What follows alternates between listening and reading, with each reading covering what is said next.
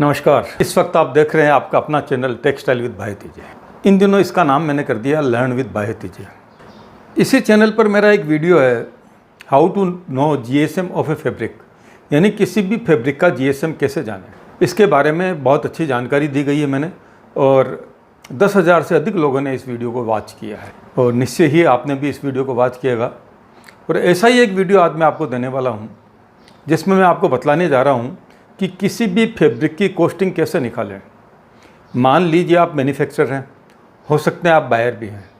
दोनों ही स्थिति में ये फार्मूला, ये वीडियो आपके काम का है, क्योंकि जो फैब्रिक आप ख़रीदने जा रहे हैं उसे आपको किस कीमत तक ख़रीद लेना चाहिए, या जो फैब्रिक आप बेचने जा रहे हैं उसमें आप कितना कमाएंगे, कितना लॉस कर सकते हैं, कितना कमा सकते हैं, उसकी कॉस्टिंग क्या आएगी, उसके क्या क्या फैक्टर्स है, इन सारी बातों की जानकारी इस वीडियो के माध्यम से मैं आपको दूंगा। मान लीजिए कि आप एक मैन्युफैक्चरर हैं, आप एक मिल ओनर हैं, और आपके पास एक डिमांड आती है। वो डिमांड आती है 40-40 के कपड़े की। यहाँ 40-40 से मेरा मतलब है काउंट, यानी वार्प में भी 40 काउंट लगना है और वेब में भी 40 काउंट लगना है।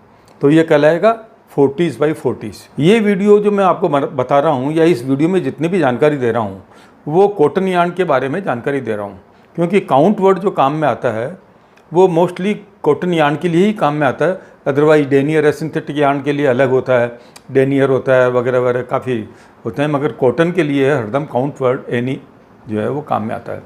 तो यहाँ एक बात तो क्लियर हो गई कि हमने 40-40 काउंट का हमें ऑफ़र मिला है, और इसके बाद हमें कंस्ट्रक्शन दिया जाता है कि वार्प में कितने तार होने चाहिए और वेब में कितने तार होने चाहिए। तो जो मशीन पे जो ताना जिसे हम कहते हैं, पीछे से आगे की ओर जो तार आते हैं वो वार्प के तार होते हैं, और वेब होता है जो राइट टू लेफ़्ट और लेफ़्ट टू राइट चलता है। आपने यदि कभी मशीन की वर्किंग देखी हो तो शटल या रेपियर लूम्स होते हैं, तो उसमें रेपियर चलता है और वो एक कोने से दूसरे कोने तक धागों को ले जाते हैं, और इसकी एक वीविंग की एक स्टाइल होती है, अप एंड डाउन मशीन के वार्प के तार होते रहते हैं और उनमें इंसर्ट होता रहता है वेफ्ट का तार। इस तरह वीविंग हो जाती है कपड़े की। ये एक अलग विषय है, मगर आप यहाँ मान के चलें कि आपको एक ऑफ़र मिला है जिसमें काउंट वार्प का 40 है, वेफ्ट का 40 है। उसके बाद आपको कंस्ट्रक्शन दिया जाता है 120 by 80, यानी कि वार्प में जो तार चलने हैं 1 इंच में 120 तार चलने हैं, और वेफ्ट में जो तार चलने हैं वो 1 इंच में 80 तार चलने हैं। यानी कि वार्प हुआ आपका 120, 1 इंच के अंदर 120 एंड्स, इसे बोलते हैं हम EPI। और जो वेफ्ट में तार चलेंगे उनको बोलते हैं PPI। EPI का मतलब है एंड्स पर इंच, और PPI का मतलब है पिक पर इंच, यानी 1 इंच में कितने धागे गिनने में आएंगे वेफ्ट में, वो कहलाएगा PPI, और 1 इंच में कितने तार गिनने में आएंगे वार्प में, वो कहलाएगा EPI। अब दो चीज़ें क्लियर हो गई कि आपको 120 by 80 की क्वालिटी दी जाती है, यानी वार्प में 120 तार चलाने हैं और वेब में 80 तार चलने हैं। अब इसमें एक महत्वपूर्ण फैक्टर और है, और यदि उस फैक्टर को हम भूल गए तो आप कैलकुलेशन कर ही नहीं पाएंगे। कपड़े की विड्थ कितनी है, ये बहुत महत्वपूर्ण है, क्योंकि कपड़े की जब कॉस्टिंग निकालनी है तो हमें कितने इंच का कपड़ा बनाना है, उसी पे तो कुल कितना यार्न लगना है। वेब में भी जो यार्न लगेगा वो लेंथ के हिसाब से, वेब के हिसाब से जो यार्न लगना है, वो उसके लिए आपकी कपड़े की विड्थ होना बहुत ज़रूरी है। चलिए अब हम एक एग्जांपल लेते हैं।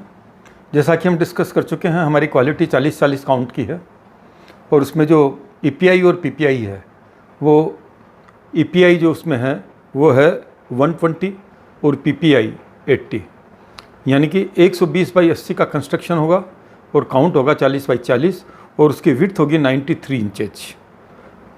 तो अब हमें क्या करना है, फार्मूला अडॉप्ट करना है। बहुत सिंपल सी बात है, EPI को विड्थ से मल्टीप्लाई कर देते हैं, यानी कि 120 मल्टीप्लाइड बाई 93।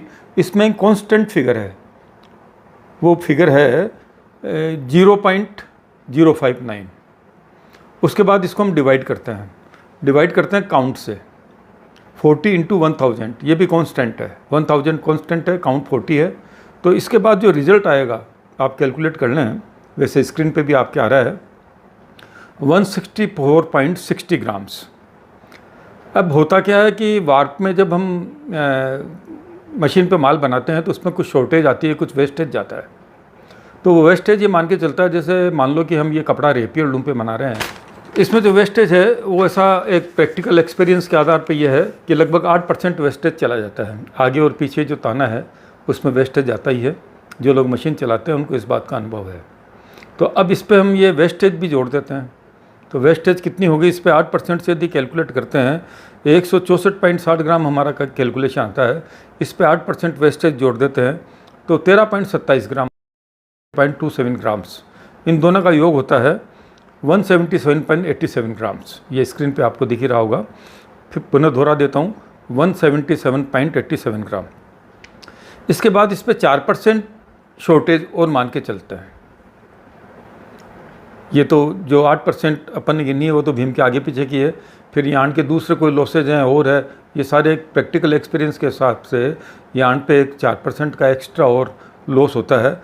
और यदि इसको हम 177.87 को 4% से मल्टीप्लाई करें तो 7.12 ग्राम और इसमें ऐड हो जाएगा।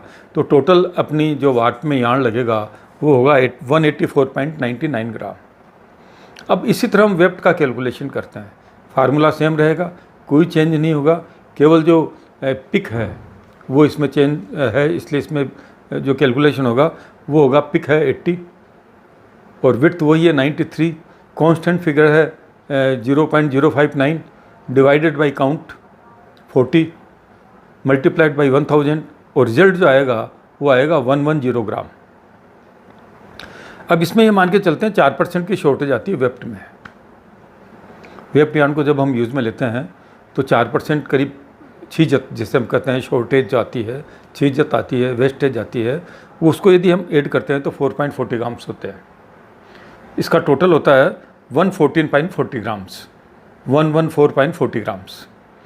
तो अब इसमें ये मान के चलिए कि वार्प का जो यार्न है वो 250 रुपये किलो का है और वेफ्ट का जो यार्न है वो 235 रुपये किलो का है। अब वार्प के वेट को वार्प के रेट से वेफ्ट के वेट को वेफ्ट के यार्न की रेट से यदि हम कैलकुलेट करते हैं, जैसा कि हमने बताया 250 रुपीज़ पर केजी एंड वेफ्ट है 235 रुपीज़ पर केजी। तो इस पे यदि हम कैलकुलेट करते हैं तो वार्प का जो कॉस्टिंग आता है वो आता है 46.2475। 46.2475 ये है 1 मीटर यार्न की। 1 मीटर में कितना यार्न लगेगा ये आ गया।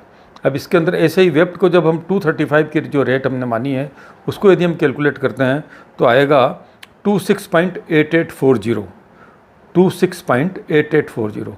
और यदि हम दोनों को ऐड कर देते हैं तो ये आता है 73.1315, यानी 73 रुपये और 14 पैसे, राउंड ऑफ करें तो 73 रुपये 15 पैसे हमारे यार्न इसमें लगेगा।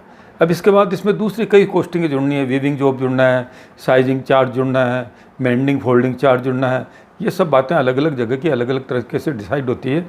ये आपके वहाँ का जो प्रचलन में होगा धारा वो यहाँ ये काम आएगा। वो आप इसमें जैसे साइजिंग कॉस्ट अप्रोक्स इस क्वालिटी में लगभग 20 रुपये मीटर की आएगी, वीविंग कॉस्ट लगभग 25 पैसे पर पिक की आ जाएगी। ये सब बातें यदि हम इसमें जोड़ेंगे तो इसकी नेट रेट हमको क्या निकालनी है, उसके बाद हम हमारा प्रॉफिट जोड़ेंगे और इससे हमको ये पता चल जाएगा कि हमारे घर में ये कपड़ा कितने का पड़ा है और हमें कितने में बेचना है। ये मेरे हिसाब से मैंने आपको सबसे सिंपल फार्मूला बताया है। इसमें पाउंड से केजी में कन्वर्ट करो, मीटर को यार्ड में कन्वर्ट करो, किसी तरह का कोई झमेला नहीं है। इससे बढ़िया फार्मूला आपको कोई बता नहीं सकता।